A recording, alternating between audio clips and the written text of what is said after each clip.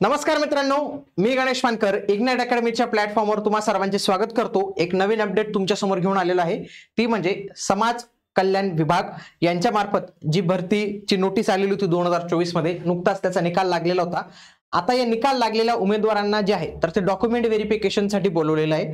तर कोणत्या उमेदवारांना कोणत्या तारखेला बोलवलेले आणि आपल्यासोबत कोणती डॉक्युमेंट्स आपल्याला घेऊन जायचे या सर्वांविषयी माहिती जी आहे तर ते आज आपण पाहणार आहोत, म्हणून तुम्ही हा व्हिडिओ जो आहे तर तो शेवटपर्यंत पूर्ण बघितला पाहिजे।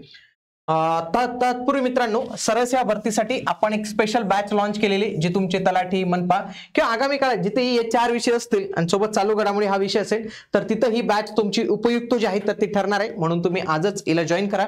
जॉईन करण्यासाठी तुम्ही इग्नाइट अकॅडमीचं ऍप्लिकेशन डाउनलोड करा आणि या फीजवर तुम्हाला 10% सूट डायरेक्टली मिळणार आहे। फक्त त्याच्यासाठी GM10 हा कोड जो आहे तर तो तुम्हाला यूज करायचा आहे। बघूया नोटीस काय आलेली आहे। नोटीस आहे कागदपत्र पडताळणी वेळापत्रक व सूचना। पहिली, सर्व निवड झालेल्या उमेदवारांनी त्यांच्या नावासमोर दर्शवण्यात आलेल्या दिनांकास समाज कल्याण आयुक्तालय, चर्च रोड येथे कागदपत्र पडताळणीसाठी उपस्थित राहणे बंधनकारक आहे। म्हणजे पुण्याला उपस्थित राहायचं सगळ्यांनी, पुण्याला एकाच ठिकाणी होणार। थोडं आणखी झूम करूया आपण। उमेदवाराने सादर केलेल्या आवेदन पत्राची प्रत व त्याच्यासोबत जोडलेल्या सर्व कागदपत्रांची मूळ कागदपत्रे घेऊन यायची। म्हणजे काय की तुमचा ऍडमिशन फॉर्म सोबत पाहिजे तुमच्याजवळ। आता बरेच उमेदवार म्हणतील सर त्यावेळी तर प्रिंटच काढली नाही, तर एवढा काही विशेष नसतं मित्रांनो। नसेल तरी त्यांना रिक्वेस्ट करा की हॉल तिकीट असतं, हॉल तिकीट सोबत ठेवा, हॉल तिकीट सोबत ठेवा। जर हे नसेल ना तर हॉल तिकीट सोबत ठेवा। तसेच उमेदवाराने नमूद केलेल्या बाबींच्या अनुषंगाने मूळ कागदपत्रे आणि त्यांच्या साक्षांकित प्रती सादर कराव्या। उमेदवाराने सर्व कागदपत्रांच्या साक्षांकित प्रती 3 प्रतीत सादर करायचे। तुम्हाला 3 सेट जे आहेत तर ते बनवावे लागतील। कोणते कागदपत्र लागतील ते मी पुढे सांगतो, पण कोणाला कोणत्या तारखेला बोलवलेले हे कसं कळणार आहे बघा। इथं खाली मी बघा ही यादी आहे, बाकीच्यांचा काही रिझल्ट अपहोल्ड ठेवलेला आहे यांचा काही। बघा पुढचं, समजा यांचा रिझल्ट लागलेला आहे, समजा हे यांचा रिझल्ट लागलेला आहे, फिमेल आहेत, SC फिमेल, यांची ओपन मधून झालेली निवड 8 ऑक्टोबर 2025। बघा 8 ऑक्टोबर 2025, 8 ऑक्टोबर 2025 पुणे इथे यांना बोलवलेले। बघा प्रत्येकाच्या नावासमोर ज्याच्या त्याच्या नावासमोर जे आहे तारीख दिलेली 8 ऑक्टोबरला आपल्याला जायचे। म्हणजे अजून त्यांनी थोडासा वेळ जो आहे तर तो आपल्याला इथे दिलेला आहे। चला 8च तारीख दिलेली वाटतं सर्वांना। हा बघा काहींना 7 दिलेली, म्हणजे वरती जे आलेलं आहे ना बघा इथं 7 दिलेली काहींना, ठीक आहे। म्हणजे 7 तारखेला पण आहे, म्हणजे ते वरती ज्यांची नंतर आहे त्यांचं आधी देऊन टाकलंय। त्याच्यानंतर आणखी काही तारीख दिली बघा 6, काहींना 6 तारीख पण जे आहे 6 ऑक्टोबरची तारीख दिलेली आहे।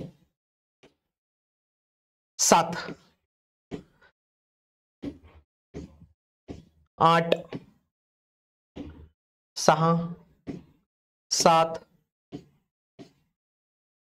तर आतापर्यंत 6, 7, 8 या 3 तारखा ज्या आहेत तर ते आपल्याला दिसलेले आहेत। याच्यामध्ये ज्यांची नावं असतील त्यांना जे आहेत तर ते डॉक्युमेंट तिथं घेऊन जे आहे तर ते जायचंय।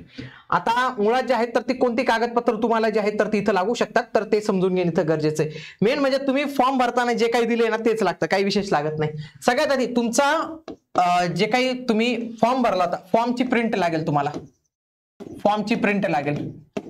आता हे नसेल तर एवढं काही म्हणजे ते काही असं म्हणत नाही की तुम्ही रिजेक्टेड आहेत डायरेक्टली, तसं नाही म्हणत। ते सांगतात की ते असली पाहिजे किंवा ते पण देऊन देतात, पण हॉल तिकीट घेऊन जा। हॉल तिकीटचं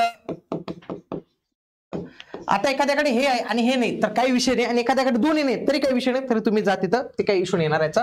हॉल तिकीट घ्या, फोटो लागतील तुमचे 3 फोटो घेऊन जा। त्याच्यानंतर अशी एक गोष्ट लागते बघा, तुम्हाला मेल मे बी केलाच असेल त्यांनी, कारण काय होतं डॉक्युमेंट व्हेरिफिकेशनच्या आधी तुम्हाला मेल करतात आणि त्याच्यामध्ये एक विवरणपत्र तुम्हाला सेंड करतात। विवरणपत्र सेंड करतात। हा एक फॉर्म असतो, हा फॉर्म तुम्हाला भरायचा असतो, याच्यामध्ये तुमची माहिती वगैरे ते भरायची असते। त्याच्यानंतर ते सोबतच लहान कुटुंब प्रमाणपत्र मागतात। आता तुम्हाला लहान कुटुंब प्रमाणपत्र हे कुठे भेटतं? तहसील कार्यालय, तलाठी कार्यालयात कुठे भेटतं? कुठेच नाही भेटत। इंटरनेटवर त्याचा फॉर्मॅट येतो, तो डाउनलोड करायचा, किंवा जर तुम्हाला मेल आला असेल ना मेलमध्ये 100% असतं, नाही आला असेल तर घ्या फॉर्म भरून जा, ते काहीच प्रॉब्लेम येत नाही। लहान कुटुंब प्रमाणपत्र हे काय तुम्हाला हाताने लिहून द्यायचं असतं फक्त, त्याचा काही इश्यू नाही। बघा हे झाले विवरणपत्र वगैरे ते।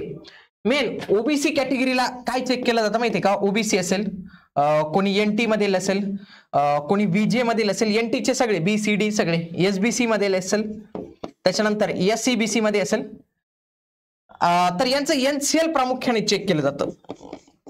NCL ज्यावेळी फॉर्म भरला होता त्यावेळी व्हॅलिड होतं का, तर ते खरं तर खूप प्रॉपरली ते चेक करतात.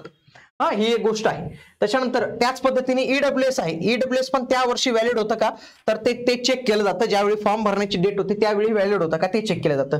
बाकी तुमच्या डॉक्युमेंट्स मध्ये बघा, तुमची 10वीचं लागतं, 12वीचं लागतं, तुम्ही पदवी असाल तर पदवी लागतं, ज्या काहींना टायपिंग किंवा विशेष अशी काही अर्थ असेल त्या सगळ्यांसाठी तुमच्याजवळ जे काही कागदपत्र असतील ते कागदपत्र तुम्हाला इथं जे आहेत तर ते लागतात. हे तुमचे शैक्षणिक कागदपत्र झाले. त्याच्यासोबतच तुमचं डोमेसाईल सर्टिफिकेट, डोमासाईल, तुमच्या 10वीच्या याच्यावर मराठी विषय का ते चेक करता बरं का. मराठी विषय नसेल तर तुम्हाला ते प्राध्यापकांकडून लिहून जावं लागतं की तुमचं मराठी विषयावर प्रावीण्य आहे.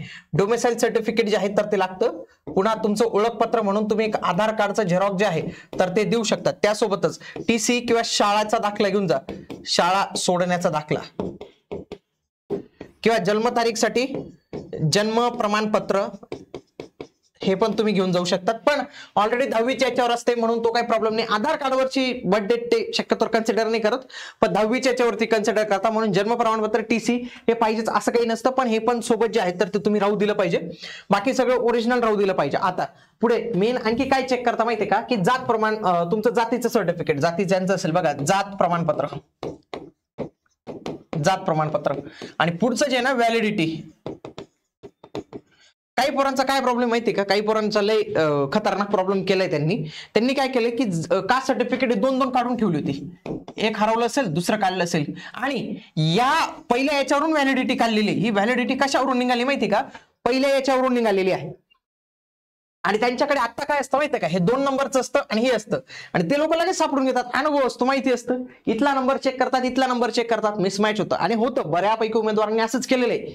असंच असतं, जुनं सापडत नाही. म्हणून 2 पैकी जे तुमचं काढलं असेल, की ज्यांनी 2 नाही काढले त्यांना काही प्रॉब्लेम नाही, पण असे काही उमेदवार आहेत सहसा ST प्रवर्गाचे असे विद्यार्थी असतील की त्यांचं व्हॅलिडिटी सुरुवातीला जे आहे तर ते आता मागितलं जातं कधी कधी, तर त्यांनी या बाबतीत विशेष अशी खबरदारी घ्या की तुमचं जातीचं प्रमाणपत्र आणि त्याच नंबरचं तुमचं व्हॅलिडिटी आहे का ते चेक करा. म्हणजे या 2 जर असतील तर ठीक, नाही तर तुमचं एकच असेल तर काहीच प्रॉब्लेम येणार नाही. व्हॅलिडिटी आता नसेल तरी जॉईनिंग होतेच वा, पण ज्यांची आहे ना त्यांनी या बाबतीत विशेष अशी खबरदारी जी आहे तर ती घेतली पाहिजे, कारण की इथं तुमचं जे आहे चुकू शकतं. ओबीसीच्या बाबतीत ज्यांना NCL कंपल्सरी, त्यांचा NCL खूप कडक व्यवस्थित जे आहे तर ते चेक केलं जातं, त्याची कट ऑफ डेट जी आहे तर ती चेक केली जाते. ओके, तर या काही विशेष अशा गोष्टी आहेत.